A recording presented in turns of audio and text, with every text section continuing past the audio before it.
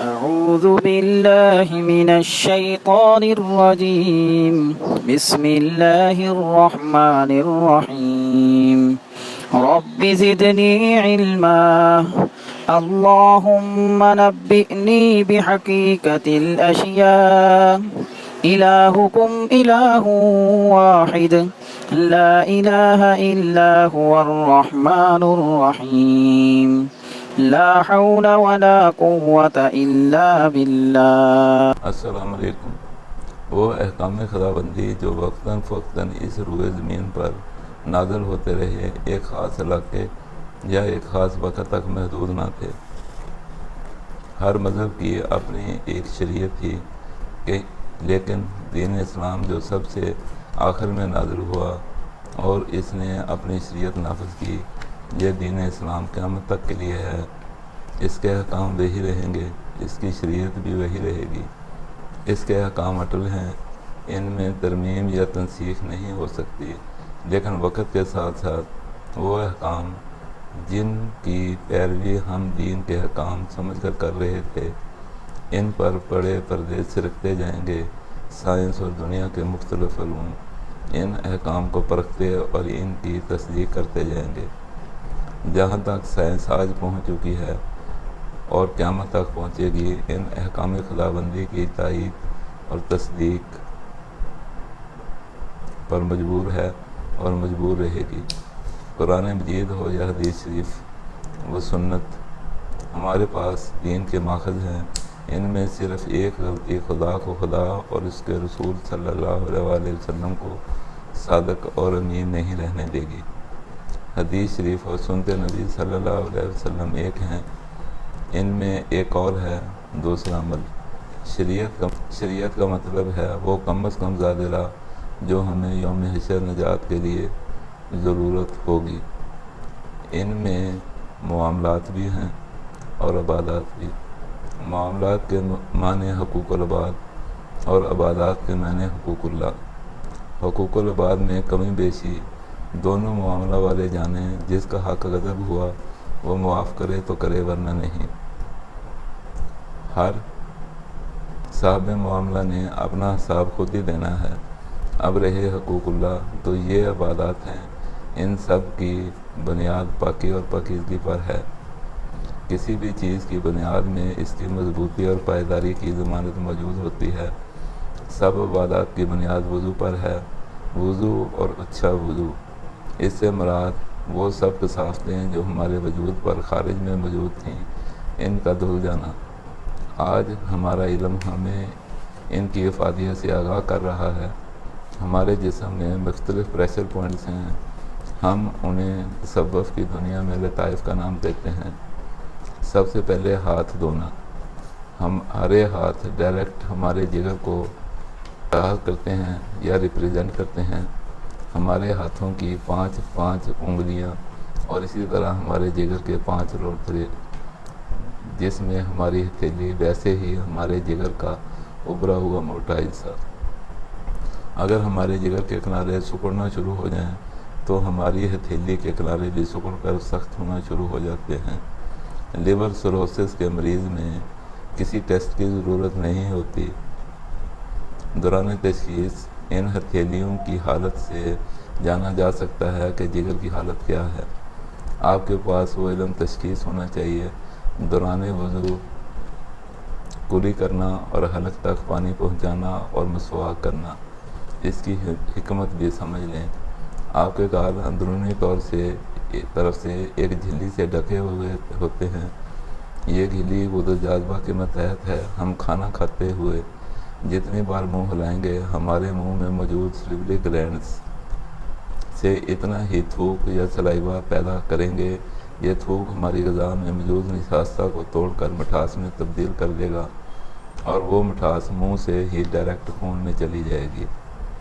3 بار کلی کرنے سے منہ میں موجود جھلی سے غلاظت اور چپکے ہوئے مادے صاف ہو جائیں گے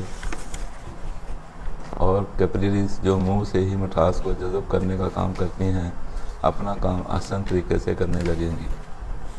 اور سلیوری گلینڈ بھی اپنا کام صاف ستھرے انداز میں کر سکیں گے. ان میں بھی بڑی حکمت ہے۔ ہمارا تالو صاف ہو جائے گا۔ تالو ہمارے منہ کا سب سے سینسیٹیو حصہ ہے جو دماغ کے ماتحت ہے۔ دوران نماز ہمیں جو کچھ بھی پڑھنا ہوتا ہے، خواہ وہ تلاوت ہو یا رکوع سجود کی تسبیحات، خواہ تحیات ہو یا درود شریف، اتنی آواز میں پڑھنے کا حکم ہے جس میں زبان ضرور حرکت کرے۔ ہم جب بھی کچھ بولتے ہیں یا پڑھتے ہیں، زبان حرکت کرتی ہے اور تالو سے ٹکراتی ہے۔ زبان کے تالو سے اس ٹکراؤ سے دماغ کو ایک سگنل جاتا ہے اور یہی سگنل ہمارے عمل کا ہمارے دماغ پر اثر ہوتا ہے۔ اچھا یا برا جو لفظ بھی منہ سے نکلے گا، زبان کا تالو سے یہ ٹکراؤ ہمارے دماغ میں ایک سگنل بھیجے گا اور یہی سگنل ہماری تسبیح ہو یا منہ سے نکلی ہوئی گالی ہماری پاکیزگی اور بے روی کا ثبوت ہوگا۔ ناک میں ہڈی تک پانی چڑھانا۔ ہمارے ناک کے ذریعے ہمارا سانس اندر جاتا ہے۔ ہماری ناک صرف سانس کے ذریعے سانس کھینچنے کا ذریعہ نہیں بلکہ اندر کھینچے جانے والی ہوا کو فلٹر بھی کرتی ہے، اور ناک کی سخت ہڈی جہاں سے شروع ہوتی ہے وہاں دماغ کو جانے والی شریان سب سے کمزور ہوتی ہے۔ وضو کے دوران وہاں تک پانی پہنچانے کا مطلب ہے اس شریان میں دوران خون کو متعدل رکھنا۔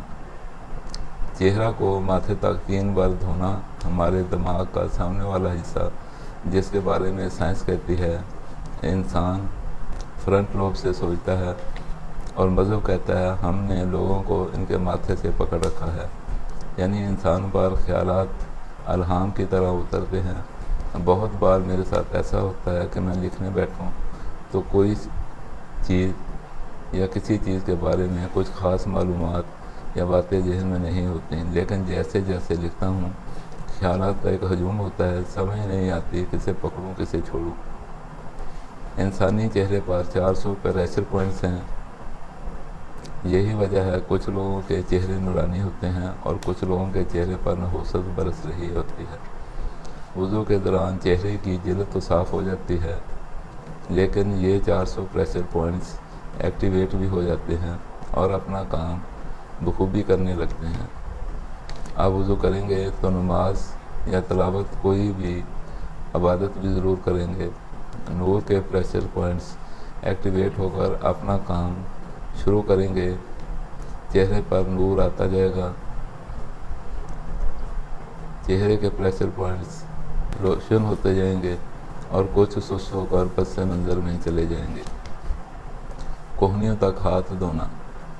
ہاتھ اور پاؤں جسم کے دور دراز کے حصے ہیں جہاں سے خون شریانوں کے ذریعے پہنچنے کے بعد وریدوں کے ذریعے واپس پلٹتا ہے۔ خون جب دل سے نکلتا ہے تو گریوٹی کے اثر سے بھاگ کر جاتا ہے، لیکن واپسی پر دل کی طاقت سے آتا ہے۔ کوہنیوں تک 3 بار ہاتھ دھونے سے شریانوں اور وریدوں کے آخری سروں پر جو غدود ہوتے ہیں وہ ایکٹیویٹ ہو کر اپنا کام بہتر انداز سے کرنے لگتے ہیں۔ مسح کرنے کے فوائد عجیب و غریب ہیں۔ جب ہم مسح کرتے ہیں تو ہاتھ گیلے کر کے پورے سر پر پھیرتے ہیں، پشت کی جانب سے گردن پر اور گردن کے دونوں اطراف۔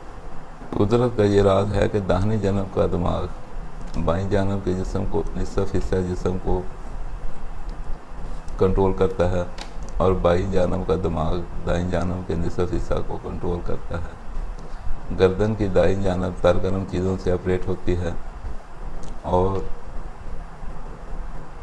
بائیں جانب کی گردن گرم تر چیزوں سے آپریٹ ہوتی ہے۔ ہم گردن کو الٹے ہاتھوں سے گردن کی بائیں اور دائیں جانب، گردن کی پچھلی جانب سے اپنے الٹے ہاتھوں کو گردن کی بائیں اور دائیں جانب لاتے ہیں۔ گردن کی پچھلی طرف دونوں جانب کے اعصاب جہاں ایک دوسرے کو کراس کرتے ہیں وہاں ایک اضافی کرنٹ ہوتا ہے جو ہم اعصاب کے کراسنگ پوائنٹ سے گردن کی دائیں اور بائیں جانب منتقل کر دیتے ہیں۔ اپنی حرارت اور حرکت کی وجہ سے اعصاب کا کراسنگ پوائنٹ محفوظ ہو جاتا ہے، آپس میں شارٹ سرکٹ نہیں ہوتا۔ جب ہم وضو میں پاؤں دھوتے ہیں تو چونکہ پاؤں بھی جسم کا وہ مقام ہے جہاں شریانیں ختم ہو کر وریدیں شروع ہو رہی ہوتی ہیں، آنے والا خون گریوٹی کے زیر اثر آ رہا ہوتا ہے اور واپس جانے والا خون دل کے زور پر واپس جا رہا ہوتا ہے۔ ان کے باہمی پریشر کو معتدل رکھنے اور ان کے والوز کو چالو رکھنے کے لیے جب ہم اکیلی انگلی کو اچھی طرح دھو رہے ہوتے ہیں، ان کی ورزش ہو رہی ہوتی ہے اور وہ اپنا کام عمدگی سے سر انجام دینے لگتے ہیں۔ عبادات بہت قسم کی ہو سکتی ہیں، لیکن اہم عبادات میں تلاوت کلام پاک، تسبیحات اور نماز عبادات بہت قسم کی ہو سکتی ہیں، لیکن 3 قسم کی عبادات اہم ہیں: تلاوت کلام پاک، تسبیحات اور نماز۔ تلاوت کلام پاک اور تسبیحات چلتے پھرتے، کھڑے بیٹھے، لیٹے کسی بھی حالت میں کی جا سکتی ہیں، لیکن سب سے بہتر عمل یہ ہے کہ انہیں کرتے ہوئے آپ کے ہونٹ ہل رہے ہوں۔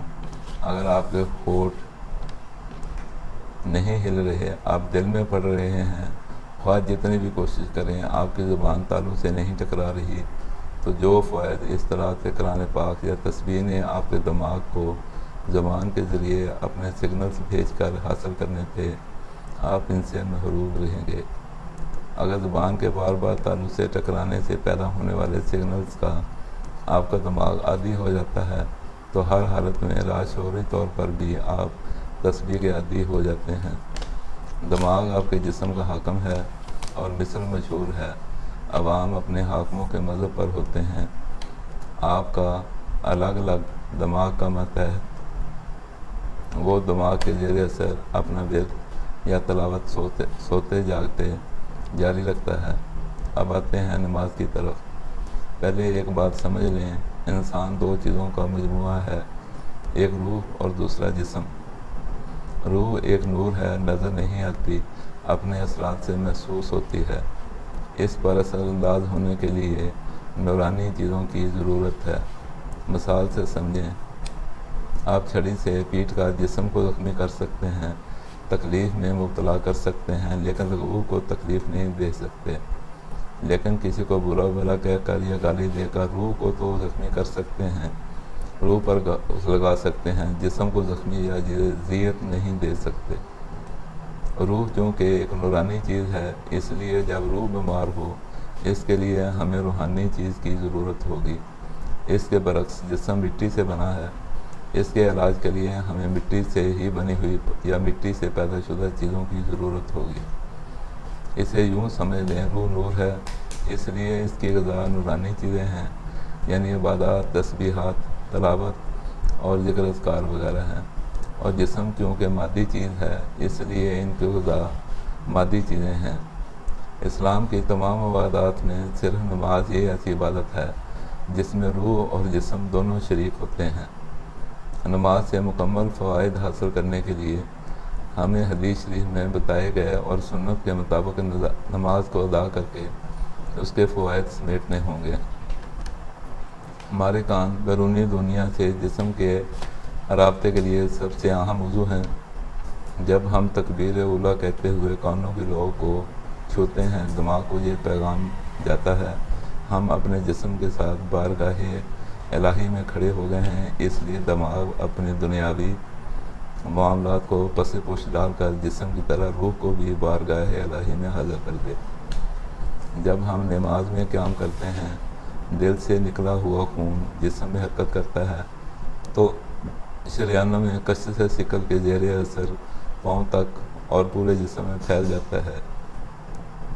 اس کام کے لیے اسے بہت زیادہ قوت نہیں صرف کرنی پڑتی، لیکن جب پاؤں سے اوپر کی جانب جاتا ہے تو کشش ثقل کے مخالف سمجھ جاتا ہے۔ اس کام کے لیے دل کو قوت صرف کرنا پڑتی ہے اور اس کے لیے توانائی جگر فراہم کر رہا ہوتا ہے۔ جب ہم رکوع میں جاتے ہیں تو ہمیں گھٹنے سیدھے رکھتے ہوئے اپنی کمر کو زمین کے متوازی کرنے کا حکم ہے۔ اس سے ہماری ٹانگوں کی مچھلیاں اور کمر کے مسلز اپنی لچک کی استعداد کو بحال کرتے ہیں۔ جب ہم رکوع سے اٹھتے ہیں تو پھر سیدھے کھڑے ہوتے ہیں۔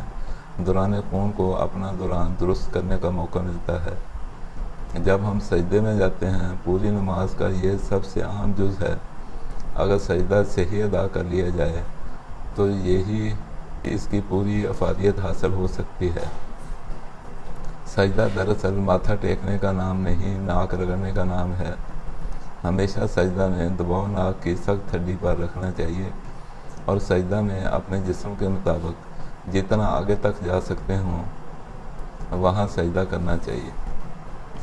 سجدہ کے دوران جسم کا دوران خون دماغ میں سمٹ آتا ہے اور دماغ کی تمام رگوں میں دوران خون کی گردش صحیح ہو جاتی ہے اور ان رگوں میں موجود تمام رکاوٹوں کو دور کرنے میں مدد ملتی ہے۔